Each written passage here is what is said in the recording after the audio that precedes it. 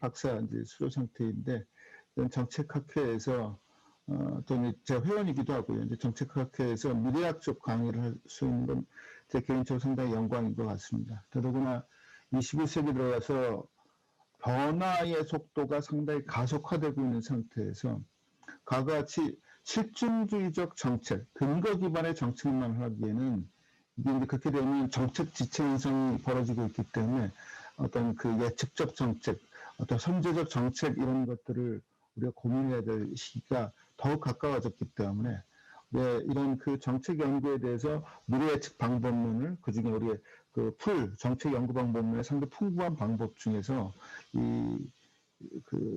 미래 예측 방법론 하나의 툴로 가져온다라고 하는 건 상당히 의미가 있을 것 같습니다.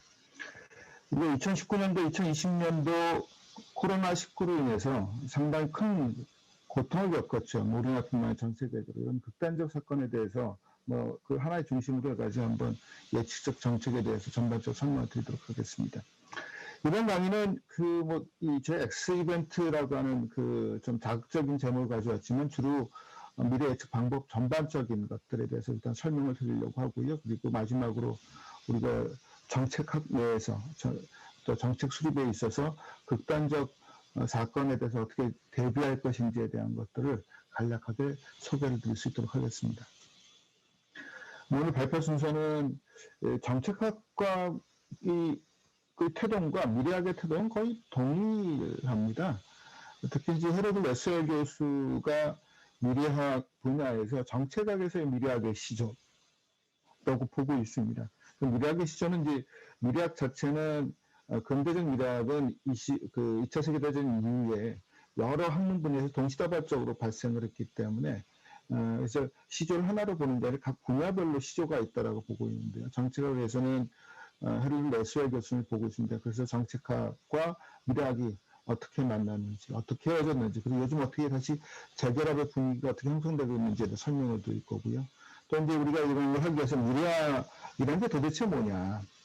미래학이라고 하는 건 기본적으로 비결정론을 바탕을 둡니다. 그러니까 우리가 미래학을 한 사람이 남보다 미래를 더 잘 맞춘다 그런 컨셉이 아니라 그 비결정론적인 미래에 대해서 그 불확실성에 가득 찬 미래에 대해서 어떻게 적극적으로 미래를 포용할 것이냐 이런 고민들이 미래학의 컨셉이고 그런 거에 대해서 설명을 드릴 것이고요. 이제 미래 예측 방법에 대해서 전체 프레임워크나 특히 공정 기반의 일종의 절차 기반의 미래 예측 방법론에 대해서 프레임을 설명드리고 우리 미래 예측에 여러 가지 목적이 있을 텐데 그거에 따라서 미래 예측 방법을 어떻게 구성해야 될지 특히 그 중에 미래의 위기, 위험 특히 이제 X 이벤트에 관련돼서 어떻게 접근해야 될지 설명을 좀 드리도록 하겠습니다. 그리고 마지막으로 우리가 불가능을 꿈꿔야 하는 새로운 정책과 새로운 어떤 비전들, 글로벌 가버넌스라든가 혹은 아시아 연맹 이런 컨셉도 우리가 고민해야 되기 때문에 불가능을 꿈꾸는 정책에 대한 이야기를 순서로 말씀을 드리도록 하겠습니다. 제가 좀 욕심을 내다 보니까 좀 자료를 많이 준비를 했는데요. 그래서 이 1시간 지금 저한테 허락된 시간이 지금 1시간 10분 정도 남은 걸로 알고 있습니다.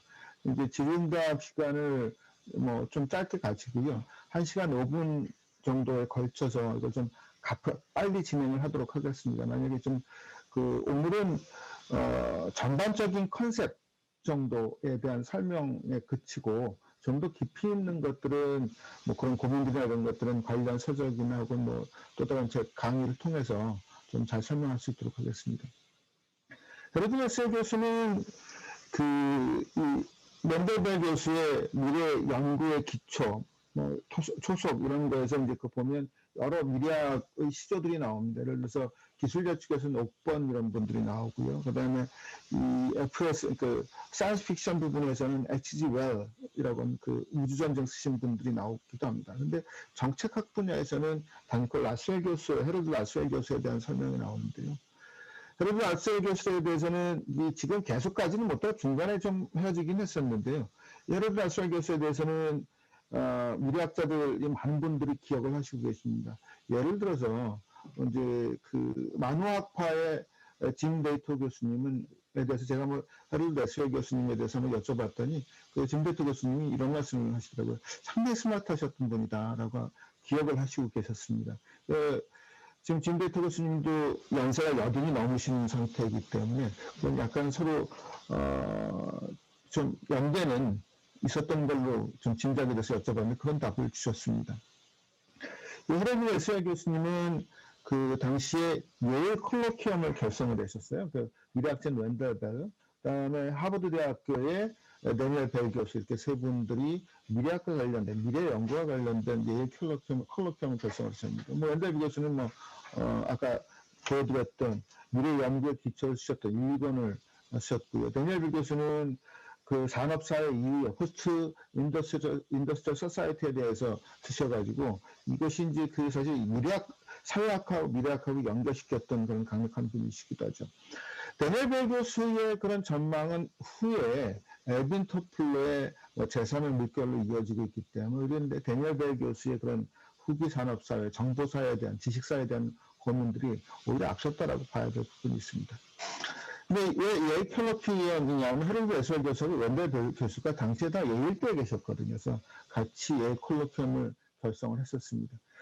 그때 당시 헤럴드 웨슬리 교수가 예일 콜로키엄에서 미래 연구를, 미래학을 하는 방법으로 이렇게 5가지를 하셨어요. 목표 가치를 확인하고, 이 당시의 트렌드.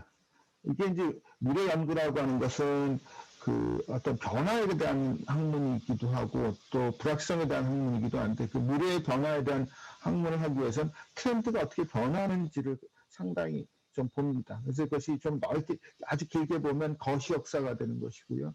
혹은 그 여기에 메가 트렌드 혹은 그 트렌드 등등을 같이 보면서 미래 변화가 어떻게 전개되는지 보게 되는데요. 그 트렌드에 설명을 하고 그러니까 맥락에 대한 우리가 이런 것들이 되기 위해서는 시간과 공간의 의미를 갖고 있기 때문에 맥락에 대한 설명을 하고요. 현재 정책이 지속이 되면 가능한 미래. 이걸 미래학에서는 포캐스팅이라고 합니다. 추석 예사법이라고 하고요. 우리 정책학에서 실증주의적 접근을 할 때는 현재 정책이 지속되는 것들을 전제로 합니다. 다른 건 다 변화가 없고 현재 정책도 지속이 되고 이 주변 상황도 이렇게 변화되지 않는 것을 가정으로 하고 하는데 이걸 비서주 유주얼이라고도 부릅니다. 미래학에서는. 그래서 현재 정책이 지속되는 경우에 그 달성되는 미래에 대한 전망을 하고 그 이외에 가능한 미래도 같이 대안적으로 좀 접근을 한다고 합니다. 그래서 선호 목표를 달성한다라고 하는 건, 선호 미래를 달성한다라고 하는 거는 현재 상태가 지속되지 않게 하기 위한, 우리가 목표가 있으면 그걸 달성하기 위해서는 현재 상태가 지속됐을 때 미래가 아니라 다른 미래를 꿈꾸는 것이거든요. 그 다른 미래를 달성하기 위해서 우리가 어떻게 해야 될 거냐라고 하는 정책 대안의 창안 평가 및 선택을 한다라고 합니다. 왜 정책의 과정을 보면 정책 의제 설정, 정책 평가, 정책 대안 수립, 정책 실행, 정책 분석 이렇게 진행이 될 텐데요. 정책 의제 설정이라고 하는 건 창의적인 측면이 있고 이런 측면에서 미래학적인 어떤 다양한 대안 수립이라고 하는 건 상당히 의미가 있을 텐데요. 헤럴드 웨슬리 교수는 그런 부분에 대해서 명확하게 말씀하셨던 것이죠. 그래서 이제 이 부분이 만약에 헤럴드 웨슬리 교수님만이 그렇게 하셨다라고 한다면 그건 하나의 그 예외적인 것이 될 텐데요. 그렇지는 않은 것 같습니다. 그 폴리사이언스라고 하는 우리 그 정책학의 어떤 그 저명한 저널 중에 하나였죠. 초대 편점 자문위원 21명 중 6명이 미래학자였습니다. 우리나라에서는 헤럴드 웨슬리 교수님 이후에 어떤 정책학의 중시자라고 예측해 누로 교수님을 평하기도 하는데요. 이분은 이제 미래학 쪽의 그 저널인 퓨처스의 초대 편집위원이었어요. 그래서 1990년부터 1996년까지 13편의 논문을 게재합니다. 그 이후에 드레옹, 브루어, 몰리터 같은 분들은 정책학자이며 미래학자이기도 합니다. 윌리엄 던 교수도 정책 분야에서 미래학의 중요성을 상당히 역설을 하셨어요. 왜 정책하고 미래학이 겹치는 게 뭐냐면 정책학이 어떤 과거를 보긴 하지만 그 정책이 펴는 그 시점은 미래를 대상으로 하기 때문에 미래의 변화에 대해서 같이 연계시켜서 고민을 해야 됩니다. 미래학이라고 하는 그 중심 가치제는 인류의 보편타당한 가치를 추구하는 부분도 있습니다. 그러니까 사회학적인 인류학적 부분도 있기 때문에 그런 부분이 연계됐을 때 어떤 그 정책학과 미래학이라고 하는 건 사실상 상당히 교집합이 되는 부분이 상당히 많이 있었죠. 그러나 그러나 좀 이따 말씀드린 도호 교수님의 1996년도 이렇게 논문을 보면 이분이 어떤 그 치명적인 선택을 우리가 어떻게 할 거냐 미래를 위해서 이런 논문을 쓰시는데요. 여기에 보면 유전공학, 인공지능, 나노기술은 우리 지구에 있는 생명체를 변형시킬 것 이런 말씀하십니다. 2016년도에 그 WEF의 슈밥 회장이 4차 산업혁명을 얘기를 하면서 유전공학, 인공지능, 나노물질 기술이 어떤 이런 4차 산업혁명을 그 야기하는 핵심 도인이라고 봤던 것과 HK 도호 교수님의 생각은 크게 다르지 않습니다. 물론 당시에 이런 그 나노물질 기술, 유전공학 이런 것들이 상당히 크게 화두가 됐기 때문에 그 연장선이라고 봐야 되긴 하는데 이런 측면에 봤을 때 이 HK 도호 교수님의 어떤 미래에 대한 통찰력은 상당히 뛰어나더라고 볼 수가 있죠. 근데 HK 도호 교수님이 보시면 마지막 문장을 보시면 나는 21세기를 회피하고 좀 더 먼 미래 22세기로 건너뛰어 바로 가고자 한다. 나와 동행하겠습니다. 이런 말씀을 하세요. 근데 이분의 말씀은 우리가 시간을 격하고 뭐 100년을 그냥 뛰어넘을 수 없지 않습니까? 21세기의 시대 정신이 아니라 22세기의 시대 정신을 바로 우리가 실천해야 될 필요가 있다. 그런 아주 그 치열한 말씀을 하시는 거예요.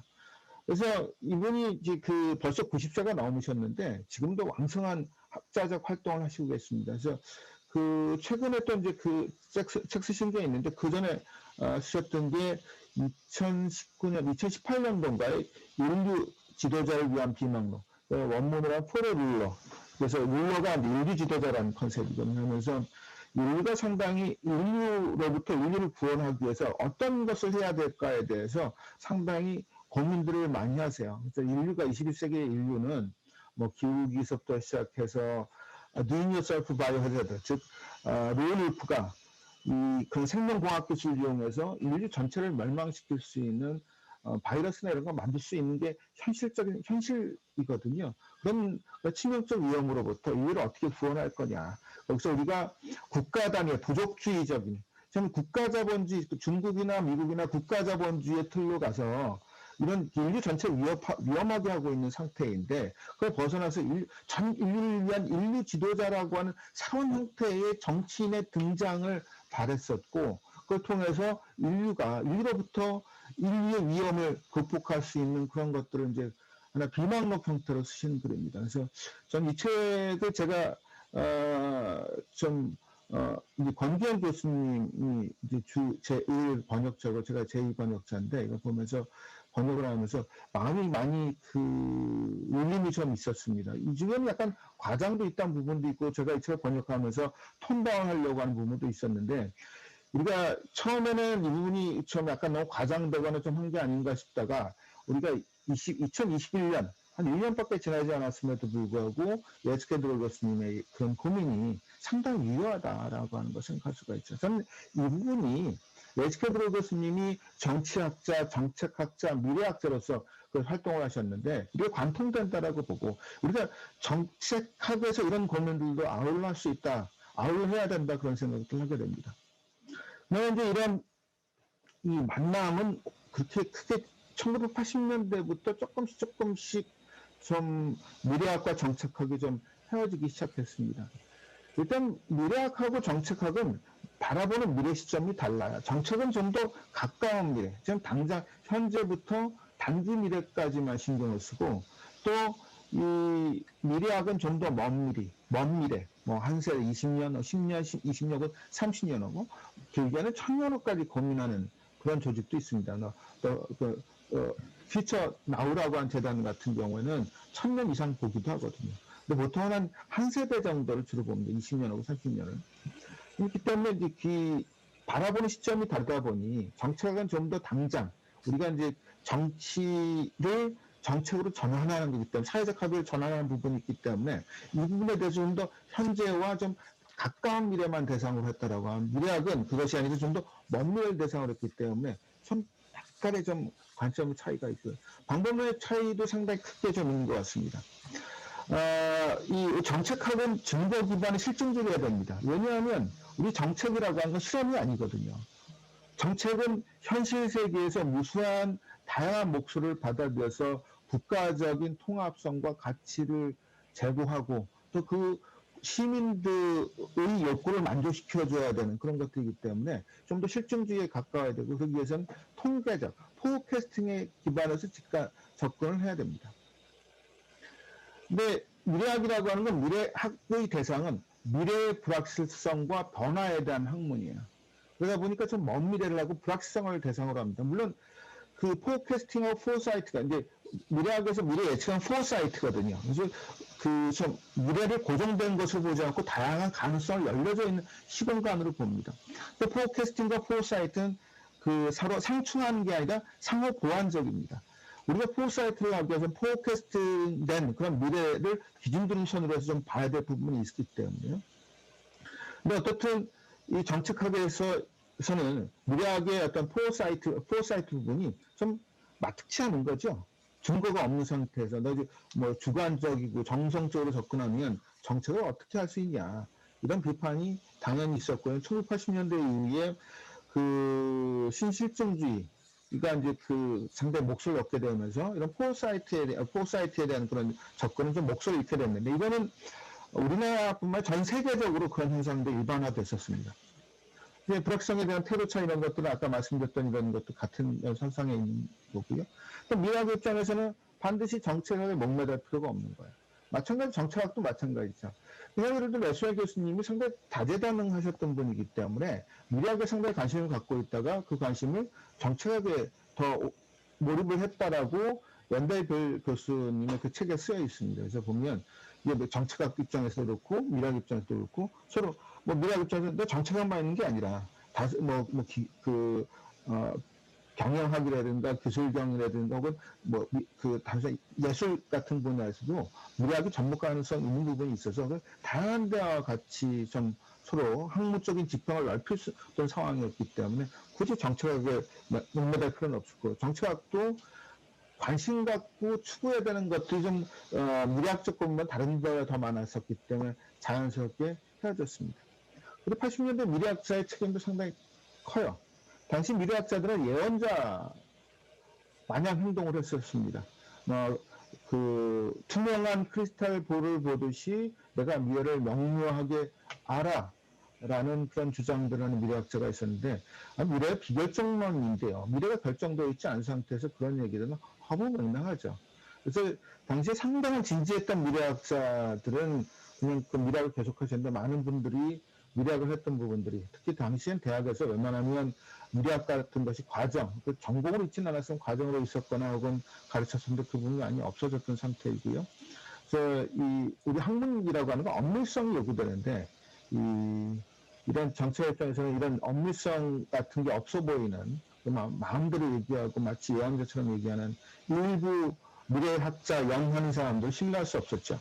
이런 상태에서 80년대에 미래학과 정책학은 헤어지기 시작했습니다. 그러나 다시 21세기에 들어오면서 좀 많이 바뀌기 시작했어요.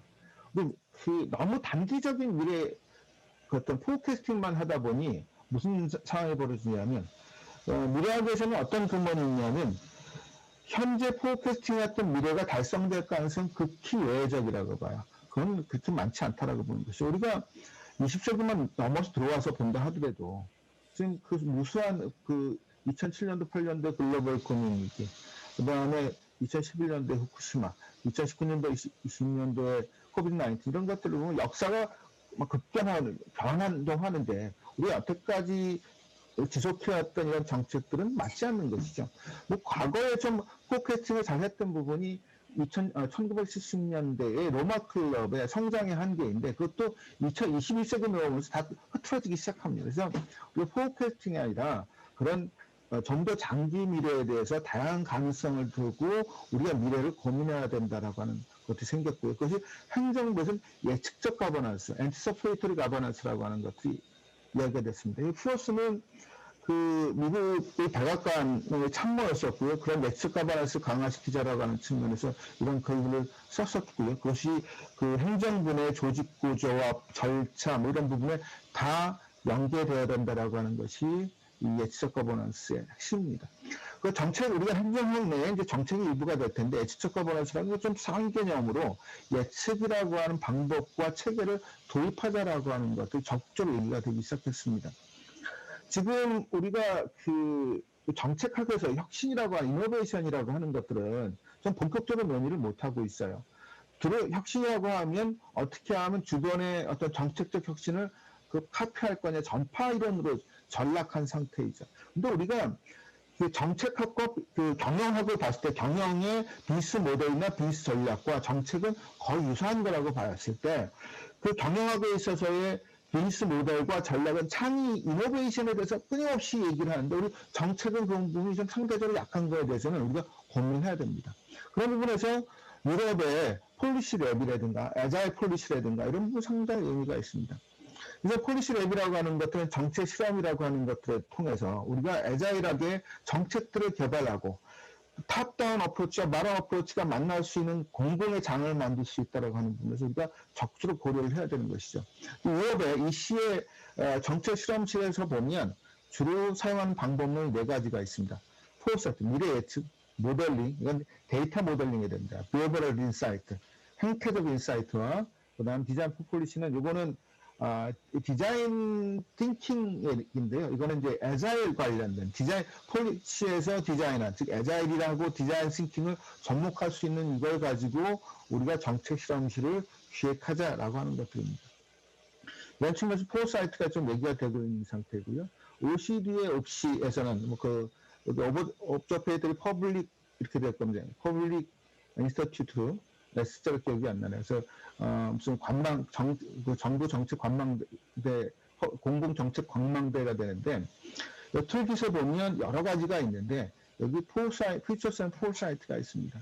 우리가 이제 이런 것을 하기 위해서는 이 어떤 미래 예측, 장기 미래 예측을 통해서 우리가 원하는 미래들 또 메가 트렌드들이 변화했을 때 그 추세가 어떻게 됐을까를 보고 우리가 정책을 미리미리 대응할 수 있는 것들을 고민을 해야 되는 것이죠.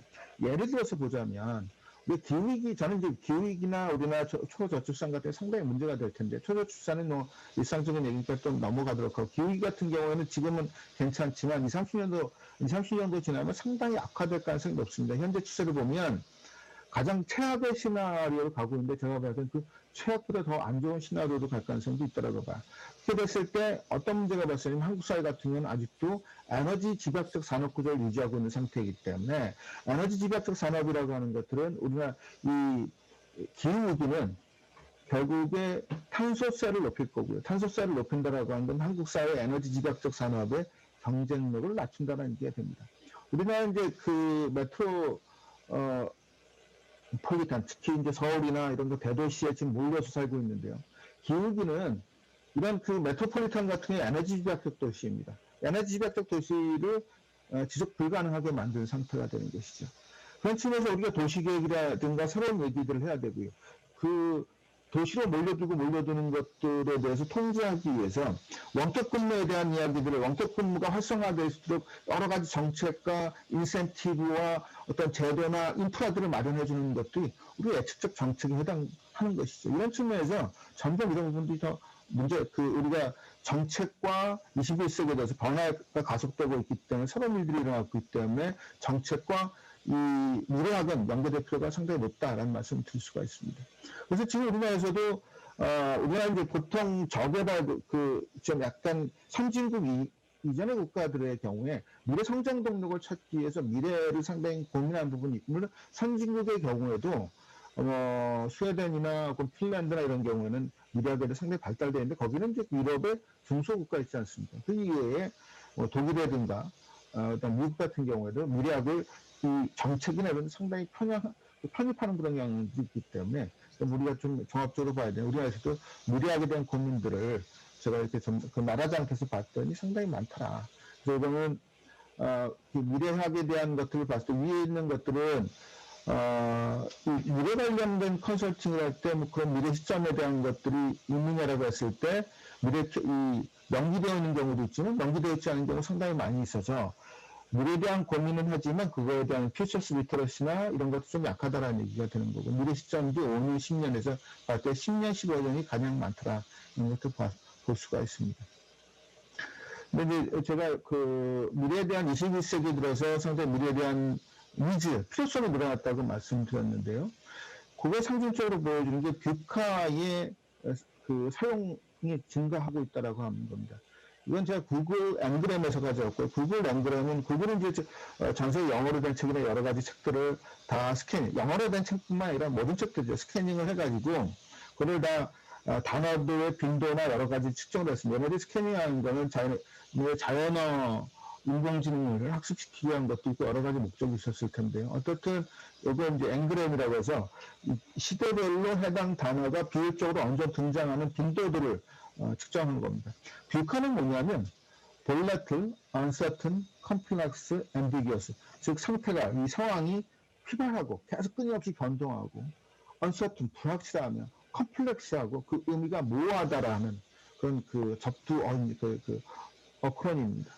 근데 이건 1987년에 육군대학에서 처음 사용됐었고요. 당시 소련이 붕괴되고 그때 미 육군대학에서는 국제질서가 좀 더 북한 현상으로 되고 있다라는 얘기를 했었습니다. 그럼 처음에 등장을 했었지만 그 사용량은 상당히 그렇게 많지 않았었죠. 21세기 들어서 특히 2010년도 이후로 북한이라는 용어의 사용이 급증을 합니다. 그래서 A는 나중에 ambiguous가 아니라 accelerating, 뷰카 현상이 가속화되고 있다. 라고 하는 의미를 갖고 있습니다. 그래서 상당히 기하급수성을 띠고 있는 걸 보여주고 있고요. 우리가 이런 것들은 어디서 볼 수가 있냐면, 이거 넘어가도록 하겠습니다. 이 그래프는 제가 위키피디아에서 여러 가지 전염병들이 리스트업이 되고 있는데, 그 중에 월드와이드 한 것들을 그 20년 단위로 어떻게 등장하고 있는 추세선을 그린 겁니다. 왼쪽 그림을 보시면 메가트렌드가 있고요. WHO 팬데믹 6단계가 있는데요. 메가트렌드의 기후온난화, 인구 증가, 농지 확대, 도시화 세계화가 있는데 이 메가트렌드가 WHO 팬데믹 6단계의 징검다리 역할을 해줘요. 그 얘기는 뭐냐면 우리 메가트렌드라고 하는 건 한 20, 30년 이상 지속될 수 있는 트렌드를 의미하거든요. 뭐 짧게 10년까지 얘기해보다 했는데 20, 30년 동안 지속이 된다는 얘기는 이 팬데믹이 앞으로 지속 가능할 수 한다. 지속적으로 증가할 거다라는 증거가 되는 거고요. 그건 논리적 이야기가 되는 거고, 지금 제가 위키피디아에서 그 집단지성을 통해서 이렇게 봤던 것들을 보면, 그 우상향한 걸 보면, 그 실증이 되는 것이죠. 2021세기 들어서 월드와이드한 그 전염병이 5건 있었고, 그 중에 팬데믹으로 선언된 건 2건 있었습니다. 그리고 그 월드와이드하다라고 하는 건 이 6단계 있지 않습니까? 이걸 다 만족시켜주는 거예요, 사실은. 근데 이제 WHO에서는 팬데믹을 선언하게 되면 상당히 임팩트가 있어서 그거에 대해서 이제 신중하게 판단하기 때문에 그 선언을 잘 하지 않죠. 예를 들어서 사스 같은 경우는 2개 지역 3개 국가 이상에서 발생을 했어요. 그럼에도 불구하고 사스를 팬데믹으로 선언하진 않았죠. 그만큼 신중합니다. 이 사스는 월드와이드하다고 평가도 되고 있지 않습니다. 이렇게 봤을 때 그만큼 보수적으로 보는 건데 월드와이드하다고 하는 거는 이런 걸 봤을 때 우리가 4년 내에 지금 우리가 19년에 코비드-19 발발하지 않았습니까? 앞으로 2년 내에, 21년이니까 2년 내에 또 다른 전염병이, 제3의 전염병이 등장할 가능성이 다분히 높다.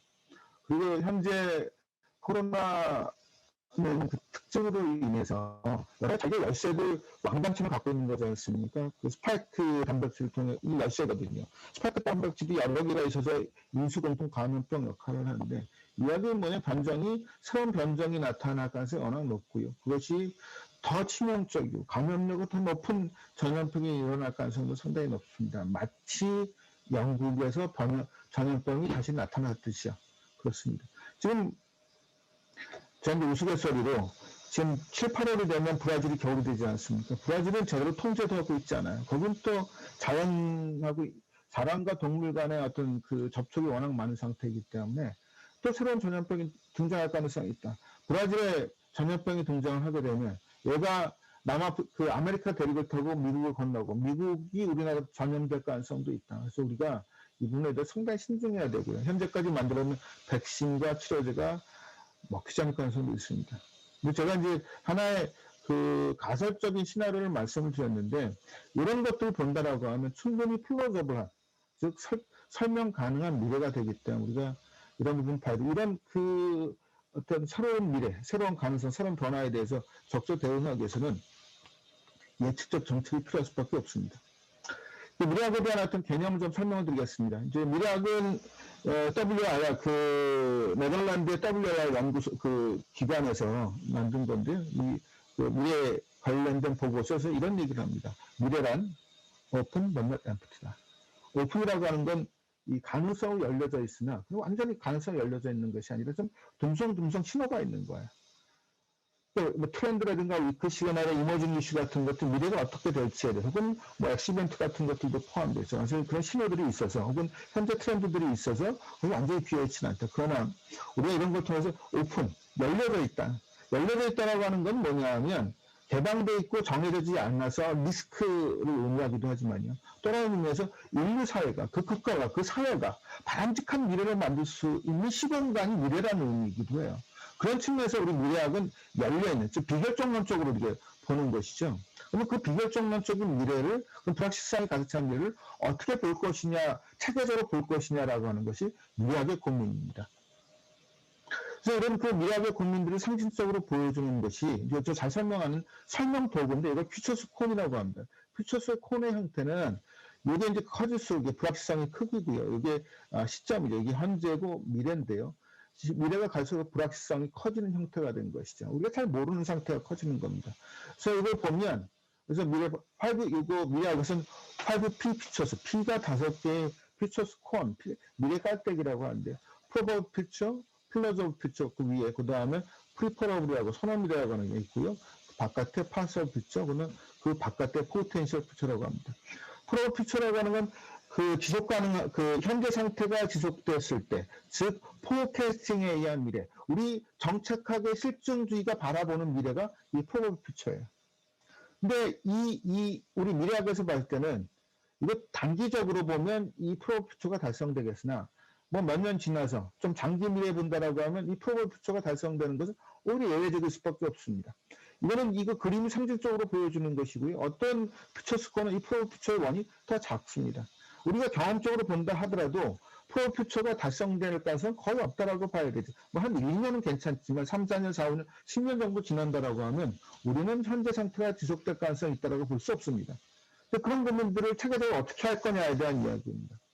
플로저블은 설명 가능한 개연성 있는 이렇게 미래라고 번역이 될 텐데요.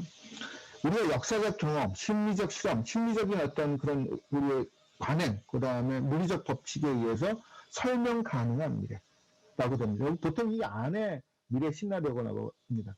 파서블 퓨처라고 하는 거는 이제 리처드 슬로토 교수님의 이런 분은 어떻게 설명을 하냐면 가능은 해 이런 표현이 되는 거죠. 우리 가능은 해라고 얘기했을 때 상당히 부정적인 표현이지 않습니까? 근데 예를 들어 이제 초광속 여행 같은 것들을 우리 파서블 퓨처에 해당한다라고 보고 있어요. 초광속 여행이라고 하는 거는 아인슈타인의 물리 법칙에 일치합니다. 이게 중력 거품을 이용을 해서 하면 초광속 여행을 할 수 있다라고 보고 있고 나사에서도 실험을 하고 있는 상태인데 그 실험되려면 17세기, 28세기나 된다라고 하는 얘기도 있는 만큼 이거는 실험적인 아이디어적인 차원이고요. 포텐셜 퓨처라고 하는 건 우리가 알지도 못하는 그러면서 달성 가능하지만 우리가 인지하지 못하는 영역을 포텐셜 퓨처라고 합니다. 프리퍼럴 퓨처는 이 중에 우리가 선호할 수 있는 선호하는 미래를 의미하는 것이죠. 이걸 통해서 본다라고 하면 퓨처스콘에서 봤을 때 우리 실증주의적인 태도에서 좀 벗어날 필요가 있다라고 하는 거를 이 그림은 상징적으로 보여줍니다. 이거 설명도구 있기 때문에 이게 통계적으로 어떻게 됐냐라고 하는 거는 명료하게 어느 정도 크기가 맞아라고 하는 것들을 설명하는 것은 아니지만 우리가 경험적으로 명료하게 어떤 불확실성이 커진다라고 하는 거 우리가 알고 있기 때문에 봐야 되는 것이고요. 이건 설명을 좀 드렸습니다. 그 불확실성과 미래 다양성에 대해서. 그래서 이런 것들을 봤을 때 미래학의 3대 공리가 있습니다. 마누아파의 진데이터나 로이 아마라 교수가 얘기했던 거를 좀 직대성을 해서 보면 미래란 존재하지 않고 존재하지만 하는 걸 예측할 수 없다라고 보고 있어요. 그래서 제가 예측해드로 교수님한테 한번 여쭤봤어요. 미래학은 과학입니까? 라고 물어봤었어요. 그랬더니 예측해드로 교수님, 제가 이제 번역하는 예측해드로 교수님하고 그래서 몇 번 편지를 주고받았는데 예측해드로 교수님, 미래란 존재하지 않으므로 과학이 아니다. 미래 예측은 과학이 아니다라고 있어요. 물론 이제 우리 폴리시 사이언스에 대해서도 정책학에 대해서도 이게 과학이냐 과학이 아니냐라는 논쟁이 좀 있었죠. 많은 학문들이 실제 전통 과학을 제외하고는 그런 자문자답을 하는 경우가 있었습니다. 물론 미래학도 과학이냐 아니냐라는 고민이 있었고요. 미래학이 과학이 아니라고 하는 사람은 사이언스가 JTB다, Justified True Belief이다. 이게 사이언스의 어원을 따지고 올라가면 그게 로마 그리어에서 난리즈를 의미하고 난리즈는 JTB, Justified True Belief이다. 정당화된 진실된 믿음이다. 라고 하는 측면에서 존재하지 않은 미래를 어떻게 난리즈라고 할 수 있겠냐? 라고 얘기를 하면서 그건 난리즈가 이게 우리가 미래학이라고 하는 것도 아니고 과학이 아니다. 라는 주장을 하는 분도 있었습니다. 단지 우리가 미래에 대한 설계다.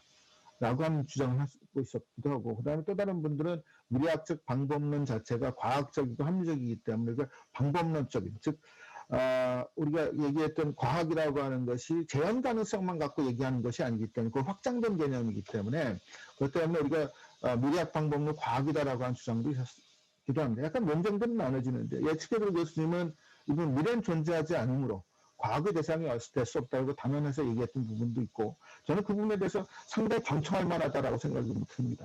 저는 그런 부분에서 정책학도 반드시 과학이어야 될 필요는 없다라고 생각을 합니다.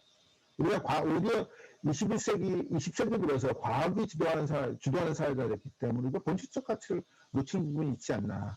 본질적 가치는 과학이 아닐 수가 있거든요. 약간 다른 얘기긴 합니다. 그런 연결되는 부분이 있고요. 그러니까 미래에 대한 전망은 현재로서 봤을 때 말도 되지 않는 것이 미래에 더 큰 영향을 미친다. 라는 얘기를 이제 진대태 교수님 말씀하신 게 여기서는 보통 리디큘러스라는 표현을 쓰고 미래학계에서는 리디큘러스라고 하는 부분을 흔히 사용을 하기도 합니다. 우리가 이제 이 부분에 대해서 무슨 엉뚱한 소리라고 얘기할 수도 있지만 우리가 2019년도 봄에 여름에 어떤 2020년도가 어떻게 될지에 대해서 감히 생각을 못했던 것과 생각해 본다면 리디큘러스의 강력함에 대해서 우리가 생각해 볼 만하죠. 우리가 극단적 사건, 혹은 와일드 카드, 블랙스완 이런 것들이 하나 이제 엑시벤트라고 봤을 때 이 엑시벤트가 인류 역사에 끊임없이 변동을 주고 있다라고 하는 거 우리가 생각을 해봐야 돼요. 우리가 과거부터 20세기 중반 말부터 현재까지만 본다 하더라도 엑시벤트가 몇 년에 한 번씩 계속 등장하는 걸 확인할 수가 있어요. 근데 우리가 마치 현재 상태가 지속된다라고 하는 것들에 대해서 우리가 일종의 맹신을 하고 있는 부분이 있다. 그 부분에 대해서 우리가 우스꽝스러운 말도 안 되는 미래에 대해서 그런 것들에 대해서 우리가 경청하고 고민해 볼 필요가 있다고 하는 거고요. 또 우리가 이 미래를 예측하는 것이 아무런 의미가 없다. 미래를 예측하는 것이 우리의 현재와 우리의 미래에 영향을 미치지 않는다면 아무런 영향이 없다라고 한다. 우리는 미래학을 할 필요가 없는 것이죠. 그러나 미래에 대한 이런 예측이라고 하는 것이 우리의 미래에 영향을 미치기 때문에 우리가 미래 예측을 할 필요가 있다라고 하는 게 미래 연구의 3대 공론입니다. 이거는 어떻게 보면 정책학에서도 충분히 포용할 수 있는 부분이다라고 생각을 하고 있습니다. 그래서 이제 퓨처스콘에 대해서 좀 여러 가지 목적과 연결해서 보면 이게 좀 제가 일부러 가장 오래된 미래 퓨처스콘을 가져왔고요. 보시면 여기 동그라미가 와일드카드고요. 이 네모가 미래 시나리오에 해당됩니다. 미래 시나리오는 이 플로저블, 우리가 설명 가능한 미래에 그렸다라고 하는 게 특이한 거죠. 그 다음에 여기 보시면 프로브 퓨처가 일직선이에요. 그래서 현재 상태가 지속됐을 때, 즉 포캐스트 되는 미래라고 하는 건 명료하게 보여주고 있습니다. 이거는 여절전 한컵 교수가 썼던 것이고요. 요거도 좀 더 오래된 게 있는데 제가 찾은 건 이게 가장 오래된 것이라 가져왔는데 이렇게 되었을 때 우리가 미래 예측할 목적을 제가 크게 5가지 나눴는데요. 그 5가지와 요 미래 콘의 퓨처스콘의 구성 요소는 이제 요 목적을 달성하기 위해서는 이 대상을 주로 연구한다는 형태가 될 겁니다. 그래서 미래 연구나 미래 예측의 목적은 크게 뭐냐, 미래 전략 및 정책 수립, 미래에 대한 위험 관리. 계획된 선행학습은 좀 플랜드 러닝 그대로 해석해서 가져온 건데요. 이게 미래 변화에 대해서 회복 탄력성을 높이기 위한 게 우리 계획된 선행학습이라고 부릅니다. 그러니까 이게 특정한 일이 우리가 시나리오가 꼭 그게 대표 미래이기 때문에 반드시 그 미래가 달성되지 않는다 하더라도 그런 다양한 미래들에 대해서 선행학습을 하면 상당히 기민하게 대응한다라고 하는 것이 노예교 취설 같은 데서 연구에서 나타난 거기 때문에 이 계획된 선행학습에 대한 논의도 꽤 있습니다. 사회적 합의. 우리가 이제 수기민주주의에서 사회적 합의를 해야 될 텐데요. 사회적 합의로서 우리가 미래 예측이라고 하는 것들을 충분히 활용할 수 있다. 또 미래 창의성 같은 거 상당히 촉발할 수 있다. 미래 변화에 대해서 우리가 예견하고 그거에 대해서 어떤 정책이나 어떤 비즈니스 모델들을 만들 거냐. 비즈니스나 혹은 창의성, 기술적, 정책적, 비즈니스적인 창의성을 촉발할 수 있는 부분이 있어서 이렇게 크게 5가지를 얘기를 했습니다. 이 부분에 대해서는 제가 하나하나씩 설명을 드린 상태이기 때문에 이걸 보시면 좀 도움이 될 거라고 생각이 듭니다. 그래서 미래학 개념에 대해서 아주 간략하게 좀 설명을 드렸어요. 근데 이제 좀 더 미래학도 그 하나의 이제 학문책으로서 상당히 풍부한 내용들을 갖고 있는 상태인데 요약만 해서 말씀드렸기 때문에 이제 제가 설명드리지 않거나 안 했거나 못했거나 이런 부분이 더 많다라는 얘기를 일단 말씀드릴게요. 뭐 폴락의 미래 이미지에 대한 얘기라든가 소아리나의 킬라 교수의 CLA라든가 그런 어떤 그 탈구조주의적인 그런 것들이라든가 릴 밀러의 퓨처스 리터러시라든가 이런 아주 다종다양한 고민들과 이야기가 있다. 그리고 거기에 보면 그 미래학의 전통 내에도 포캐스팅의 퓨처롤로지라는 전통이 있고 퓨처 스터디즈의 전통이 만나서 계속 하고 서로 상호 보완적으로 발달하고 있다는 것들도 아울러서 말씀드릴 텐데 이건 너무 긴 이야기이기 때문에 이것은 좀 빼고 넘어가도록 하겠습니다. 일단 우리는 쭉 훑어보는 게 목적이니까요. 일단 미래 예측 방법과 그런 방법론 프레임워크를 좀 말씀드렸습니다. 지금 이거는 그 라팔 포포라고 하는 미래학자의 퓨처스 다이아몬드인데요. 이건 보면 이 퓨처스 다이아몬드는 상당히 여기 하나하나가 전부 다 미래 예측 방법이에요. 미래 예측 방법, 정확하게는 우리 방법은 메소드는 주어진 인풋이 있으면 딱 정해진 결론이 나오지 않습니까? 미래 예측에서는 정해진 답이 나오지 않아요. 물론 우리가 정성적 방법론에 의하면 인풋이 같아도 결과가 동일하지는 않죠. 근데 그런 부분에서 뭐 정성적 방법이라고 얘기할 수도 있지만 저는 이제 그런 것보다는 테크닉에 가까운 것이 상당히 많아요. 메소드가 아니라 테크닉에 가까운 것이 상당히 많다라고 보고 있어요. 어쨌든 에비던스 쪽을 본다라고 하면 좀 약간 그 방법에 가까운데 위크 시그널이 밑에 있는데 이건 이 부분을 보면 이 위크 시그널에 대한 것들이 양쪽으로만 가기 좀 어려운 부분이 있어요. 해석이나 이런 부분들이. 그래서 상대적인 의미를 갖고 있다고 하는 것이죠. 어떻든 라팔 포포는 그 미래 예측 방법이 여기서 50몇 개를 제시를 했는데 50몇 개 중에서 창의성과 증거 기반이야. 전문가 소수 참여할 거냐 아니면 인터랙션이라고 하는 건 참여자가 할 거냐 참여 방법론을 할 것이냐. 그러니까 미래 예측이라고 하는 거는 뭐 상당히 풍부한 의미를 갖습니다. 미래 예측의 정의를 보면 바람직한 미래를 만들기 위한 인적 네트워크, 복잡한 대화들을 얘기하는데 이것이 이런 미래 변화가 바람직한 방향으로 추동력을 갖기 위해서는 그 사회 구성원이 그 참여를 해야 되거든요.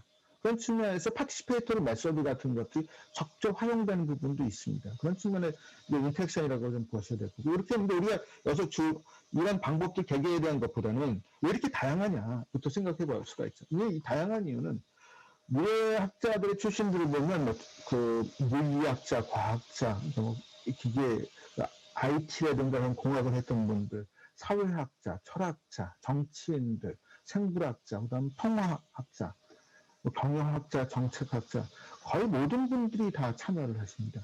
그게 뭐냐면 이분들이 기존의 학문을 통해서 학문을 하는 이유는 뭐 모든 분은 그 순수한 지적 즐거움을 위한 것일 수도 있을 테지만 자기의 학문적인 성취를 가지고 지식이나 나울리지를 가지고 사회를 바람직한 방향으로 영향을 미치는 것들이라고 한다면 그 학문적 체계는 그 어떤 미래학과 연계될 수밖에 없기 때문에 나중에 궁극적으로 가면 미래학하고 연계되는 경우가 상당히 많이 있습니다. 뭐 그런 것들 예를 들 수 있는 분들은 상당히 적지 않죠. 지금 뭐 당장 이런 물리학자 미치오 커크 교수도 미래학자로 전향한 상태이기도 하고요. 우리가 얘기했던 아까 얘기했던 데니얼 벨 교수부터 시작해서 돌아가신 그런 몰리토 교수 또 사회 실험을 하셨던 많은 분들이 또 미래학자이시기도 합니다. 그런 측면에서 각각의 전공에 따라서 자기가 본인들이 해왔던 방법과 체계를 끌고 와서 접목했기 때문에 미래 예측 방법이 이게 상당히 풍부하다. 근데 이것만 그러냐라고 하면 사실 이거는 그 라팔 포포 교수의 일반적인 것들을 다 그러다가 브레인스토밍이나 이런 것까지 다 같이 해놓은 상태이기 때문에 그렇고요. 근데 그 위에 이 밀레니엄 프로젝트에서 퓨처스 리서치 메소돌로지 버전 3.0이라고 하는 걸 만들면서 이 자기 한 38개의 방법, 37개의 메소드와 테크닉을 일정한 매트릭스 형태로 그립니다. 근데 이게 이렇게 배치시켰는데요. 이게 이제 그 내용들이 다 보시면 됩니다. 보시면 되고요. 이게 서로 글렌의 매트릭스나 코퍼스의 매트릭스 다음은 사실상 동일하다. 그렇게 보시면 돼요. 그래서 큰 차이는 없던데 용어만 다르기 때문에 이런 측면을 보면 된다라고 할 수가 있고요. 지금 정책학을 하시는 분들은 미래 예측 방법론 중에 델파이를 가장 대표적으로 아실 텐데요. 델파이는 그 랜드 연구소에서 나왔죠. 뭐 미래 시나리오하고 델파이는 가장 대표적인 방법인데, 델파이 관련돼서는 여기 좀 약간의 논쟁이 좀 있어요. 논란거리가 좀 있습니다. 우리가 뭘 봐야 되냐면 정보가 복잡성이 너무 많은 상태이고 절대적 불확실성에서 어떻든 전문가들이 합의를 보고해서 그 변화나 정책의 추동력을 얻게 해야 될 때 델파이 이외의 방법이 있냐라고 우리 역질문을 해야 돼요. 델파이는 절대적 불확실성 속에서 우리가 미래를 잘 알지 못하거나 혹은 계산하거나 측정할 수 있는데 그 비용이 너무 과도하기 때문에 할 수 없는 상황에서 전문가들한테 전문가의 편향을 제거하는 방법으로 의견을 합치시킬 수 있는 그 방법이 델파이다. 그것이 어떤 응용에 한목적으로 사용되는 것이지 그것이 진리에 가깝기 때문에 사용되는 것은 아니다. 라는 말씀은 좀 먼저 드리고 싶어요. 그러니까 미래학이라고 하는, 우리가 이 미래라고 하는 그 절대적 불확실성 속에서 우리가 어떻게 할 거냐라고 하는 고민을 해야 되거든요. 약간 다른 얘기긴 합니다만, 우리가 난리지라고 하는 측면에서 보시죠. 우리가 알고 있는 것, 노력하면 알 수 있는 것, 노력해도 알 수 없는 것, 이렇게 세 가지로 한번 의미를 분류를 해보시죠. 우리가 알고 있는 것을 주로 대상으로 한 학문은 공학이에요. 이미 과학이 발견해낸 지식을 바탕으로 그 지식을 응용하고 활용하는 것이죠. 물론 공학 자체 내에서도 새로운 공법이나 기법들을 만들어내서 새로운 난리지를 만들기도 하지만 어떻든 사이언스가 만들어내는 그 난리지를 바탕으로 그걸 새로운 어떤 그 생산 공정에 활용하는 게 공학이 됩니다. 근데 과학은 노력하면 날 수 있는 그런 영역에서 계속 지식의 지평을 넓히는 게 과학의 영역이에요. 그런데 우리가 그럼에도 불구하고 알 수 없는 절대적인 영역들이 존재하는 거죠. 뭐 그거에는 유형 여러 가지가 있는 거죠. 하나 너무 복잡해요. 너무 복잡해서 알 수 없는 것들이 있습니다. 뭐 그런 것들은 우리가 조금씩 어떤 그 지식, 그 사이언스가 지식의 지평을 넓히는 부분도 있겠죠. 또 하나는 우리가 아직 결정하지 않았어요. 인간의 자유의지에 대한 것은 논쟁은 되지만 어떻든 인간의 자유의지가 존재한다라고 하는 그런 어떤 공리를 바탕으로 한다라고 하면 인간이 결정하지 않았기 때문에 생기는 불확실성이 있거든요. 그런 불확실성에 대해서 대응할 수 있는 학문 체계는 이런 기존의 공학이나 기존의 뭐 자연과학이 일정 부분 해야 되겠지만 그 절대적 불확실성을 적극적으로 포용할 수 있는 체계가 필요하다. 그것이 미래학적 고민이다. 정책학이라고 하는 그 대상은 그런 절대적 불확실성에 대한 고민도 아울러야 되기 때문에 그런 증거 기반의 어떤 사회를 위해서 실험할 수가 없기 때문에 그런 접근과 절대적 불확실성에 대해서 적극적으로 대응할 수 있는 미래학이 적극적으로 응업돼야 될 부분이 아울러 있다는 말씀을 다시 한번 드리도록 하겠습니다. 그래서 미래학이라고 하는 것들은 아까 이제 방법, 메소드보다는 테크닉에 좀 가까워요. 왜냐하면 아까 얘기했던 그렇게 한다 해서 항상 같은 지식이 나오는 게 아니고 같은 결론이 나오지 않기 때문에. 그래서 단 하나, 여러 개의 방법이 있다라고 하는 거는 하나만 하는 게 아니라 여러 개의 방법과 기법들을 모아서 하나의 절차로 하게 되어 있습니다. 여기에 조세프 로스 박사지, 좀 교수 생활에서 이제 좀 다른 일을 하시는데요. 조세프 로스 박사께서는 이런 제너럴 포스 프레임워크라는 걸 만들었어요. 뭐 실제 어떤 정보를 입력하고 분석하고 해석하고 그거 갖고 미래를 퓨처링을 하고 미래를 만들고 그다음에 그 전략이나 뭐 그런 것도 만들어 나서 한다라고 하는 이런 컨셉을 했는데 이 제너럴 프로세스는 뭐 일반적인 얘기긴 하지만 이건 미래학에만 맞춰지는 얘기는 아니에요. 모든 컨설팅이라든가 어떻게 보면 모든 연구의 모습이기도 하죠. 근데 이렇게 했다. 그리고 이거 갖고 이제 여러 가지 방법론도 있는데 좀 더 이것보다 상세한 것들이 좀 많이 있습니다. 예를 들어서 이거는 현재 유광영 카이스트 유광영 총장님께서 이제 그 개념을 만들고 저나 여러분들 같이 해서 약간 버전 업그레이드하는 건데요. 미래 관리 방법론도 이렇게 미래 예측하고 미래 설계하고 전략하고 계획하고 관리하는 것도 있고 체계들을 좀 더 브렉다운해서 좀 설명을 하는 게 있고 이건 이제 보고서나 책자로 나와서 이제 하나하나 활동에 대한 어떤 것들도 나와 있는 상태입니다. 그리고 카이로스의 타이다라고 하는 것, 방법론이 있습니다. 이제 카이로스, 스웨덴에 있는 미래 예측 기관 중 하나인데요. 그 미래를 전망하고, 그 미래에 대한 상상하고, 그 다음에 선한 미래를, 선한 미래에 대해서 뭐 이렇게 이미징을 하고, 그 다음에 그걸 하기 위한 정책이나 대안들을 결정 짓고, 그걸 실행하는 타이다 방법론을 제시를 하고 있습니다. 이에 이제 그 휴스턴 대학에서는 앤디 하인스나 피터 비숍 교수가 예측 방법 프레임워크를 제시하고 있습니다. 그래서 뭐 그 실제 미래 예측을 하기 위한 뭐 조직 구조나 이런 거 프레임을 하고 환경을 스캐닝을 하고, 약간 이게 타이다의 T에 해당돼요. 그 다음에 미래를 전망하고, 비저닝이 이제 그 타이다의 I, 이미징에 해당돼요. 디자이닝하고 어댑팅하고 하는 것들 얘기합니다. 근데 이거 가만히 보시면, 이건 좀 넘어가도록 할게요. 이건 이제 그 예츠케드로 교수의 식스필러였습니다. 예츠케드로 교수님은 현재 유네스코의 미래학 의장이고요. 전 세계적으로 미래 관련된 거 상당히 목소리가 상당히 높으신 분에 속합니다. 그래서 이거는 제가 기회가 되면 좀 설명을 드릴 텐데, 약간 미래를 바라보는 시각이 좀 달라요. 네, 이게 상당히 유의미합니다. 어쨌든 그래서 보시면 제네포 사이트부터 하인즈까지 사실상 명칭은 다르다 하더라도 그 절차가 사실상 동일해요. 그렇게 다르지 않습니다. 흔히. 그건 조세프 로스의 제네포 사이트 프로세스의 그 컨셉으로 보면 맞는데요. 이 예측해 들어오것은 약간 달라요.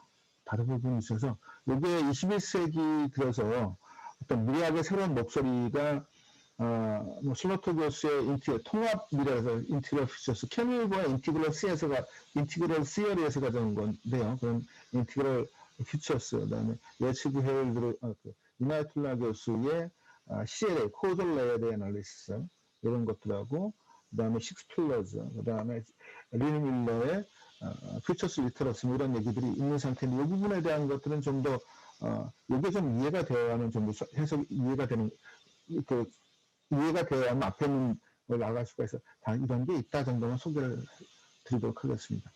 우리가 이제 이것까지 말씀드렸고요. 이 미래라고 하는 것들이 약간 목적에 대해 5가지 목적을 좀 말씀드렸는데, 목적에 따라서 그 같은 방법을 택하는 게 아니기 때문에 대상도 다르고 이 공정도 다르기 때문에 간략하게 좀 설명을 드릴게요. 그래서 제 강의를 들으신 분께서 혹은 정책을 구성하시거나 혹은 연구를 하실 때 활용하실 수 있는 그런 측면에서 좀 제가 간략하게 좀 설명을 좀 드리겠습니다. 제가 이거는 우리 스캐닝을 한다라고 하는 거는 그 전체 사회의 어떤, 다시 말해 환경 분석이고 호라이즌 스캐닝이 있고, 혹은 인바이러먼트 스캐닝이 있고, 인바이러먼트 애널라이징이 있습니다. 컨셉이 뭐가 차이가 있냐면, 현재를 기준으로 할 때 과거를 보는 게 환경 분석이고요. 그 다음에 그래서 미래를 바라보는 분석이 환경 스캐닝에 해당됩니다. 혹은 호라이즌 스캐닝에 해당돼요. 호라이즌 스캐닝을 할 때는 2차 시각틀을 갖고 합니다. 그렇게 해야 어떤 것이 빠지지 않고 볼 수가 있는데, 보통은 스티프로 봅니다. 사회, 기술, 경제, 환경 혹은 생태 환경, 정치 이렇게 보는데, 이런 것들은 이것만 있는 것은 아니고, 파스트, 스티프, 스태퍼, 스티프 V에서 종류는 상당히 많이 있어요. 근데 그것이 다 같은 분야인데, 저렇게 다 웬만한 것들을 다 분석하면 거의 다 동일합니다. 파스트에서는 환경만 빠진 거예요. P는 이거고요, E는 경제고요, S는 사회, T는 기술이죠. 그래서 여기서 보통 그래서 다 비슷비슷하기 때문에 이 시각틀이 있다라고 보시면 되는 거고, L은 보통 법제도를 얘기하는데 이쪽에 들어가면 되는 것이고요. 그다음에 스태퍼라고 할 때 P가 2개 들어가고 R이 하나 들어가는데, P자는 여기서 이제 폴리틱하고 하나는 파퓰레이션, 인구 구조에 대한 얘기를 하는 거예요. 좀 현재 한국 사회에 좀 더 치명적인 것들에 대해서 좀 카이트에서 얘기했던 거고, R은 리소스에 대한 얘기예요. 그래서 이런 것들도 우리가 보면 또 미래에 대한 그 스캐닝을 할 때 빠지지 않고 볼 수가 있는 것이죠. 이거는 제가 인공지능을 가지고 트렌드 레이더를 만든 것이거든요. 그래서 각각에 대해서 미래 시점은 어떻게 될 것이고, 스티프 관점에서 메가 트렌드냐, 이머전트 트렌드, 미크 시그마냐를 해서 이것들을 하나의 지도 형태로 한 겁니다. 그래서 이런 것들을 우리가 연구할 때 내가 어떤 신호들을 봤다라고 하는 걸 이렇게 트렌드 레이더 형태로 정리를 해서 한다라고 하면 이제 뭐 지식의 공유나 재활용층을 상당히 의미가 있겠죠. 이렇게 트렌드 레이더를 통해서 환경 스캐닝을 해야 됩니다. 물론 환경 스캐닝하는 방법 자체는 결과물이고요. 뭐 환경 스캐닝하는 거는 여러 가지 논문이라든가 혹은 그 신문 기사라든가 혹은 특허 분석이라든가 혹은 텍스트 마이닝이라든가 혹은 미래학과 관련된 다양한 사이트가 있는데 그걸 통해서 본다든가 혹은 이 통계청의 데이터를 본다든가 그래서 계속 모니터링 할 수 있는 스캐닝 할 수 있는 그런 활동들이 있어야 되는 것이고요. 그걸 통해서 정리를 해서 본다라고 하면 이런 것들이 세상이 어떻게 변하는구나 라고 하는 걸 알 수가 있는 것이죠. 가까이 그 위크식이나 이머전 트렌드에 대해서는 이걸 통해서 좀 말씀드리겠습니다. 그 그웬 모니터 교수님은 그 정책학자, 행정학자이시기도 해요. 미래학자이시기도 하면서 2018년에 들어가셨는데 그웬 모니터 교수가 우리가 얘기하는 위크시그나 이머징 이슈 뭐 이런 걸 얘기하셨는데요. 이게 이제 우리 블랙스완이라고 하는 것들도 이런 컨셉에서 온 것이죠. 그래서 이분이 봤을 때 처음에 이렇게 신호가 처음에 태어나게 성숙을 하게 되는데요. 보시면 22번이 이제 헌법적인 거 되는 것이고 21번이 사법부의 판단이지 않습니까? 상당 보수적이라는 게 올라갔을 때. 우리가 이제 정책들도 실제 입법도 이 정도에서 일어나지 않습니까? 그래서 우리가 실제 저는 이 변화가 상당히 가속화되는 상태라고 하면 무슨 문제가 발생하면 이게 트렌드가 된 다음에 입법 활동의 정책으로 되는데 이게 변화 가속이 되면 우리가 이걸 만들면 이 트렌드는 사라지고 새로운 트렌드가 나타나는 거죠. 이 트렌드의 양상이 또 바뀌는 상태가 되기 때문에 정책 지체가 계속 반복적으로 발생하는 현상이 벌어져요.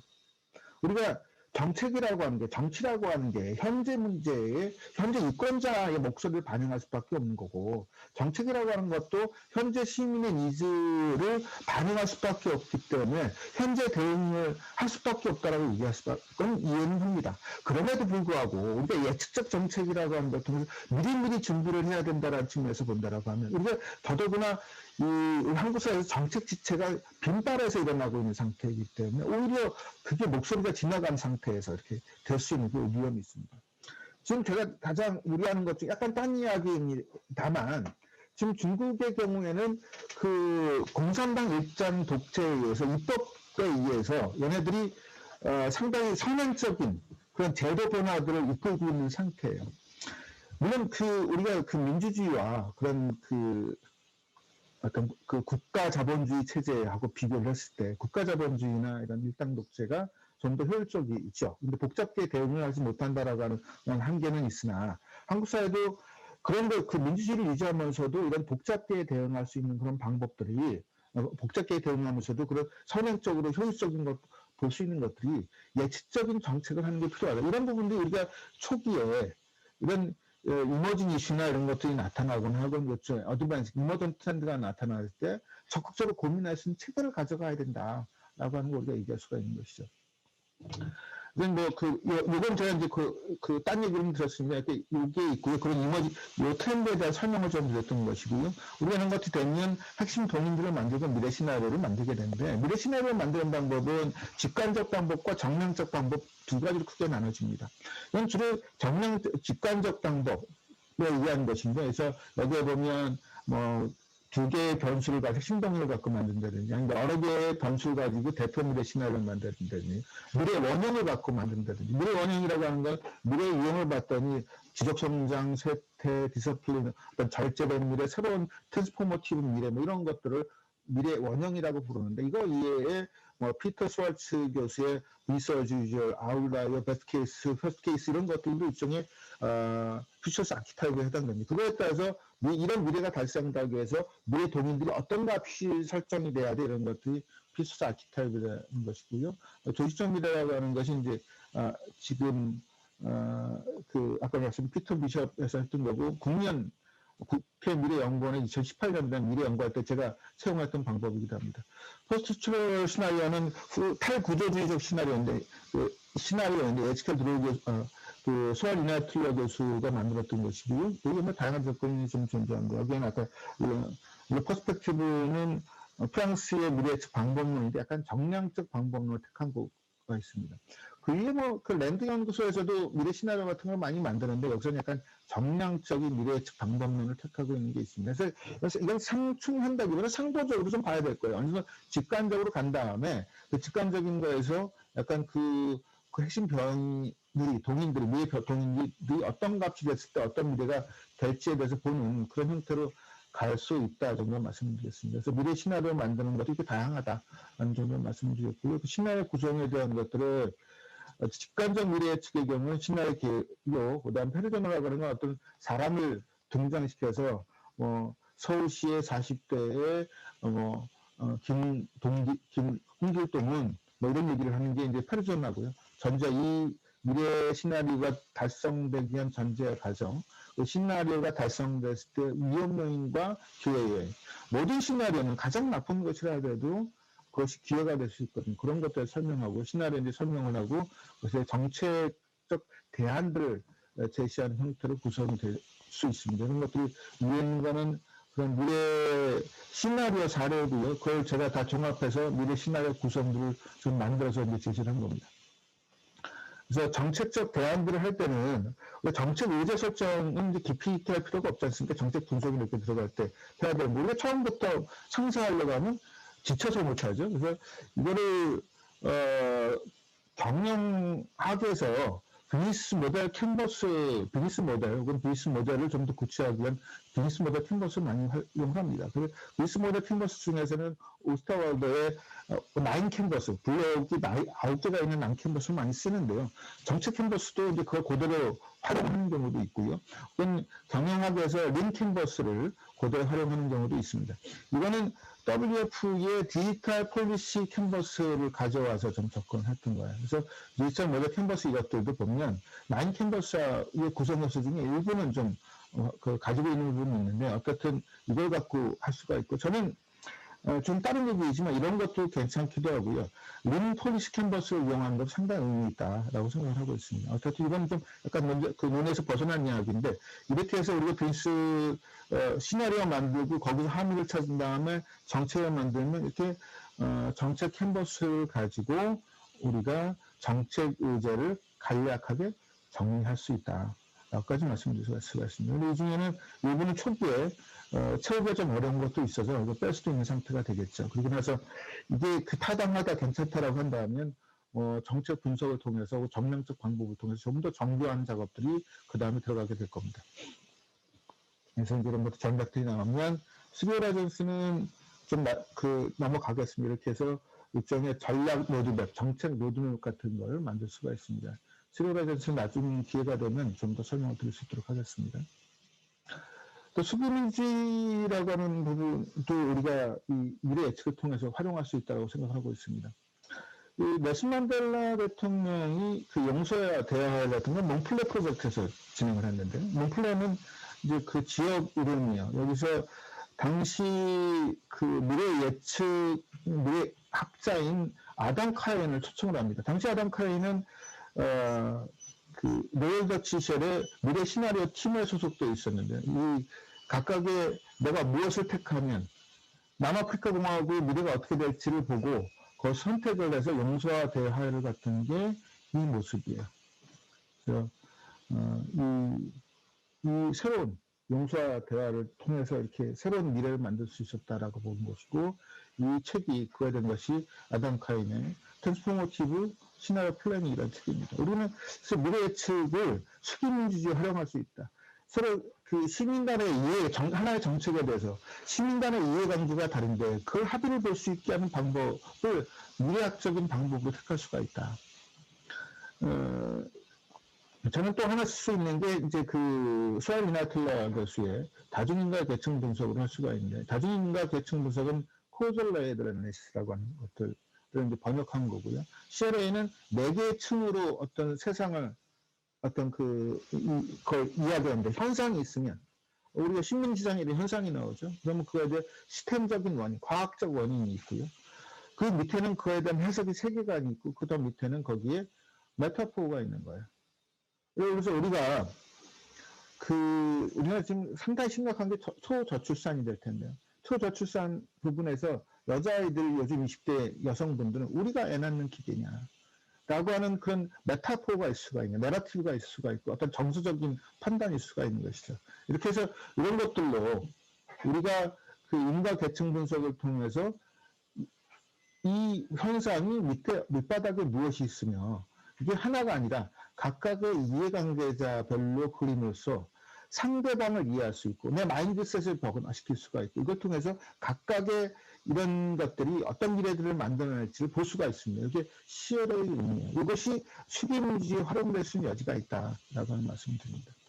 다시 한번 말씀을 드리면, 우리가 그 존 롤즈의 정의론을 보면요, 무지의 베일이라고 하는 걸 우리가 그 어떤 그 사고 실험의 그 배경으로 하고, 그 도구로 활용을 하고 있는데, 내가 무엇을 태어날지 모르는, 즉 가난한 자들로 태어날지, 부자들로 태어날지, 내가 정상인으로 태어날지, 뛰어난 멀리 갖고 있는 사람 태어날지, 혹은 그 장애우로 태어날지 모르는 그 절대적 무지의 베일 속에서 그 다음에 태어날 사회 시스템이 어땠으면 좋겠냐라고 하는 것들, 그런 어떤 그런 사고적 도구를 통해서 우리 정의론을 만들지 않았습니까?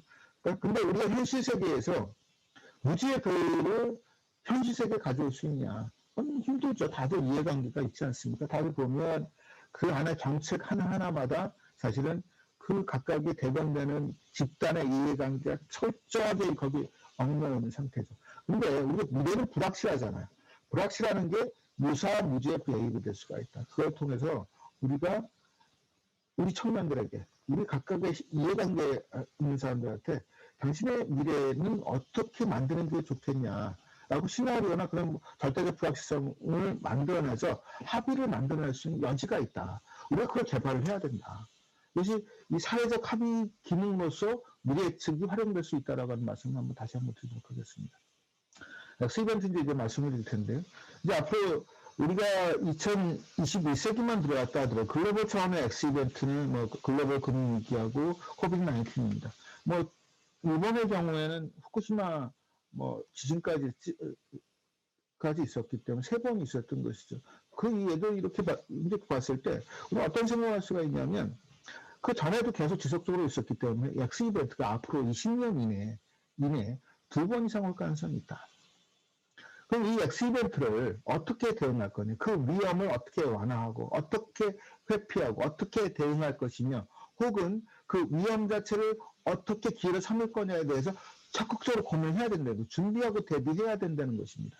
그런 측면에서 우리가 X-이벤트 관련된 것들을 뭐 그런 그 목록이나 이런 거 만들고, 이 부분에 대해서 이 와리프적 사고거든요. X-이벤트가 발생하면 그 다음에 어떤 일들이 발생하지라고 하는 와리프적 사고, 퓨처스필, 미래 전교들을 어떻게 작성해서 미래 시나리오를 만들고, 그거에 의해서 우리가 어디에 위험이 발생할 것이며, 어디에 기회의 요인이 있을지를 찾는 그런 정책 의제를 도출할 수 있다. 이런 것들이 좀 얘기를 할 수가 있고요. 그런 방법을 만들었고, 그래서 X-이벤트 목록을 제가 이런데 예시입니다. 그래서 뭐 WF의 월드 리스크 리포트라든가 스위스리의 소나라든가 뭐 크래프트 퓨처스 이슈 카드라든가 이런 것들 가지고 우리가 미래 이슈들을 만들고 뭐 브레인스토밍이나 이런 것들 통해서 더 만들어 가지고 우리가 만들 수가 있겠죠. 이때 약간 사고 확장이 필요한데, 최초에 이제 X-이벤트는 익스트림 이벤트 X의 이벤트, 그러니까 극단적 사건이라고 하는 것이 어원이에요. 이 극단적 사건은 보통은 이제 그 기후이기 때문에 그 과거의 통계를 벗어난 게 극단적 사건으로 우리가 봤었던 거였는데요. 거기서 이제 그 퀘스티나 이런 사람들이 X-이벤트라는 책을 쓰면서 와일드 카드, 돌발 변수까지 확장해서 그 얘기를 했어요. 근데 우리가 약간 더 생각을 정교해야 되는 게, 예를 들어서 코비드-19이 와일드 카드냐, 뭐 블랙 스완이냐 그런 논의들이 많지 않습니까? 블랙 스완으로 분류하는 사람들도 있는데, 저는 제가 그 작년 7월에 뉴노멀이라는 책을 이제 다른 분하고 같이 공조를 했는데, 거기서 그 전부터 계속 얘기했던 거에, 이거는 블랙 엘리펀트다. 블랙 엘리펀트라고 하는 럼스펠드 매트릭스 하면 unknown knowns다. 그러니까 우리가 알고 있으면 모르고 있는 거에 해당된다. 알고 있으면 모르고 있는 거에 해당되는 건 전문가들이 계속 반복적으로 극단적 팬데믹 사건에 대해서 대비해라 했는데, 그거를 정책 의사결정과 정책 담당자가 무시하는 거군요. 그거에 해당된다라고 얘기를 했어요. 이 2007년도, 이렇게 2008년도, 9년도에 그 신종플루가 나타나고 나서 많은 학자들이 팬데믹에 대해서 반복적으로 경고를 하고 있었어요. 근데 그 부분에 대해서 많은 학자들이 좀 그렇게 큰 신경을 안 썼던 거였죠. 우리나라 경우에는 그 박근혜 정부 당시에 메르스를 상당히 큰 콜을 다쳤기 때문에 문재인 정부는 상당히 적극적으로 대응을 했고, 우리 한국 사회에서는 적어도 초기 대응을 본다면 상당히 좋은 성과를 보였던 거는 블랙 엘리펀트가 아니라 그레이 엘리펀트였어요. 물론 이제 그 블랙스완 나심 탈렉 같은 경우에는 이거 블랙스완이나 화이트 스완이라고도 얘기를 해서 각각의 이제 이런 미래학적 동물도 상당히 풍부하긴 합니다만, 어떻든 이 럼스펠드 매트릭스 이렇게 기준으로 좀 약간 본다면 이렇습니다. 근데 이게 제가 최초 얘기한 것은 아니고요. 지오라딘 사다라는 의학자들이 처음에 그 블랙 엘리펀트라고 얘기를 했었고, 저도 거기에 도움을 내서 얘기를 하고 있는 상태입니다. 어쨌든 이 럼스펠드 매트릭스에 의하면 이런 우리가 블랙스완에 해당될 수 있는 그 엑시벤트에 해당되는 것들을 known knowns, known unknowns, unknown knowns, unknowns에 해당되는 이런 것들을 가지고 우리가 사고를 확장할 수가 있습니다. 이거는 뭐냐면 이렇게 함으로 해서 왜 엑시벤트를 좀 더 잘 판단하고 그 대응이 달라지기 때문에 그래요. 실익이 있기 때문에 이렇게 한다는 말씀을 드리고, 이렇게 우리가 좀 생각을 해야 될 거고, 저희 코로나 바이러스로 인해서 이런 일들이 발생하면 그 다음에 어떤 일들이 발생할지에 대해서 만드는 것이 이제 그 고민하는 것이 미래 전개도 퓨처 수율인데, 제가 최근에 몇 군데씩 발표했던 것들 여기서 가져와서 했던 거예요. 그래서 뭐 우리 엑시벤트는 이런 미래 전개도를 작성을 해서 기회용, 위험용 발산적으로 생각을 해볼 수가 있는 것이 있습니다. 지금 마지막에 결론 좀 얘기하겠습니다. 지금 거의 시간이 끝났죠? 끝났네요, 제가. 1시간 30분인데. 아니지, 아직 5분 남았군요. 5분 남았습니다. 빨리 하겠습니다. 그래서 지금 이거 비교하는 걸 좀 꿈꿔야 할 때다, 이제 미래를. 우리가 미래라고 하는 것이, 미래학은 뭐 위험도 관리하고 뭐 그런 부분도 있지만, 현재 상태가 아니라 근본적으로 달라진 미래를 우리가 고민을 하자. 지금 많은 미래학자들이 포스트 캐피탈리즘이라는 논의를 하고 있어요. 지금 현재 있는 경제 시스템, 국가자본주의부터 시작해서 현재 화폐 같은 것도 보면 현재 그 비트코인 8천만 원 넘었죠, 하나로. 왜냐면 글로벌화된 개인과 조직이 국가의 화폐 시스템에 저항하고 하는 조짐이라고 봐야 돼요. 디지털 기술에 의해서 근본적 전환이 오고 있다라고 하는 것이거든요. 우리는 이걸 기회를 삼아서 우리가 불가능했던, 우리가 새로운 미래를 꿈꿔야 된다. 라고 한 얘기고, 이건 인프로버블 아프리카라고 하는 데서 아까 말씀드렸던 몽플레 프로젝트를 통해서 영수와 대화를 끌어냈던 남아프리카 공화국의 그런 가능성과 자존심, 자신감을 표현한 어떤 사이트가 있어요. 거기서 가져왔던 그림이고요. 이건 아까 브로스 교수의 퓨처스콘이 이번에 이제 예전부터 써왔던 건데, 브로스 교수는 요새 최초에 요 미래를 좀 더 확장하고, 노안의 불확실성을 확장하고, 프리퍼러블, 선언 미래도 확장한 걸 우리가 알 수가 있어요. 바깥에 있는 건 프리포스터러스, 전도된, 말도 안 되는 그런 의미거든요. 불가능한. 이걸 하면서 브로스 교수는, 짐 데이터 교수님의 리디큘러스, 그 다음에 SF 작가이신 아서 클라크의 상상력의 실패를 원고로 가져와요. 우리가 정책학자도 이제는 증거라고 하는 걸 바탕을 두지만, 그러면 증거를 벗어난 그 상상력의 실패를 하지 않도록 불가능을 꿈꿔야 한다. 그런 말씀을 드릴 수가 있고요. 또 이제 그거에 대한 논거를 보면, 우리 역사적 사회 변동 이론이 여러 가지가 있고, 저는 뭐 기술 결정하는 걸 믿지는 않지만, 그 기술이라고 하는 것이 사회 변동의 추동력은 될 수 있다. 방향을 결정하지 못한다 하더라도 추동력은 될 수 있다고 생각을 하거든요. 근데 사회 변동, 어떤 변동의 추동력과 관련된 것, 기술과 관련된 것들을 우리가 범용 기술을 기술을 볼 수가 있는데요. 범용 기술이라고 하는 건 국가 단위 혹은 유럽 정도의 지역 단위에 상당히 강한 경제적 충격을 주는 기술을 범용 기술이라고 합니다. 범용 기술의 등장 추이를 보면 산업혁명 이전에는 수천 년에 한 번, 수백 년에 한 번씩 등장을 하다가 산업혁명이 등장하면서 20년마다 한 번 이상, 혹은 두 번씩 등장을 해요. 근데 이게 언제 또 지금 바뀌냐면 20세기 초부터 그게 바뀝니다. 이게 20세기 초부터 바뀌는 거거든요. 여기까지는 립시등 책에서 가져왔던 거, 이 이상은 제가 이제 범용 기술에 대해서 개념적으로 증명하는 것들이 좀 있어요. 범용성 되는 혁신이 지속성 되는 몇 가지, 세 가지가 있는데, 그걸 가지고 컨셉추얼하게 해서, 미래, 지금 얘기가 되고 있는 기술들이 어떤 범용 기술로서의 특징을 갖고 있다라고 하는 걸 얘기를 한 거고, 이런 것들을 보면, 이 범용 기술 후보군지 다는 아니라 하더라도, 제가 통해서 보여드리려고 하는 거는, 어떻든 범용 기술의 등장 추이가 바뀌었다. 인류 역사가 지금 다시 한번 변화하고 있다. 지금 4차 산업혁명이 아니라, 즉 산업혁명의 아류가 아니라 새로운 혁명이 인류한테 지금 오고 있다. 라고 하는 걸 보여드리려고 하는 거예요. 지금 예를 들어서 아까 얘기했던 그 비트코인 같은 암호화폐에 의한 화폐전쟁 2.5, 화폐전쟁 2.0이라고 부르는데 화폐전쟁 2.0은 그에 대응하는 거예요. 버추얼 리얼리티, XR 뭐 이런 것들에서 인간의 인지, 경험 자체에 미디어가 달라진다라고 하는 건 인간의 가치관이나 정체성에 근본적인 변화를 가져올 거예요. 그런 부분에 대한 이야기인 것이죠. 그 우주 기술 뭐 여러 가지 다 거기에 해당되기 때문에 인류가 지금 새로운 도전, 새로운 변화를 맡아뜨리고 있다. 이 변화는 우리가 어떻게 이 기술은 추동력이지 방향을 결정하지는 않습니다. 방향은 우리가 결정하는 것이죠. 우리가 불가능을 꿈꿔야 되는 게 이런 이유 때문이거든요.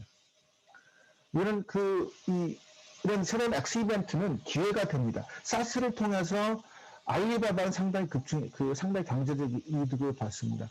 코비드-19에서 한국 사회에 어떤 위상이 올라갔어요. 기후위기를 통해서 러시아는 상당히 강대국으로 다시 급부상할 가능성이 있습니다. 우리는 엑스이벤트를 통해서 새로운 가능성을 봐야 되는 거죠. 우리가 위험에 대해서, 리스크에 대해서 대응하는 게 완화, 회피, 혹은 그냥 무시 이런 전략들인데 그거 말고 우리 제4의 전략, 이용 전략, 엑스이벤트를 타는 전략도 우리가 한번 생각해 볼 수 있다. 그런 얘기를 말씀드리고요. 그렇습니다. 이거 좀 우리가 그 정책과 미래학은 처음에 우리가 헤럴드 레스웰 교수님께서 어떤 미래학의 정치학 분야에서 시조했었고, 그 상당히 오래 바뀌죠. 이제 21세기 들어서 변화가 가속화되고 변화가 터뷸런스한 환경에 대해서 우린 정책학과 미래학은 다시 강력하게 만나고 결합하고 서로 어떤 새로운 시너지를 만들 수 있도록 고민을 해야 된다. 그런 말씀을 드리고, 이 강의를 마치도록 하겠습니다. 강의 들어주셔서 감사합니다. 질문 있으면 질문해 주시죠. 감사합니다.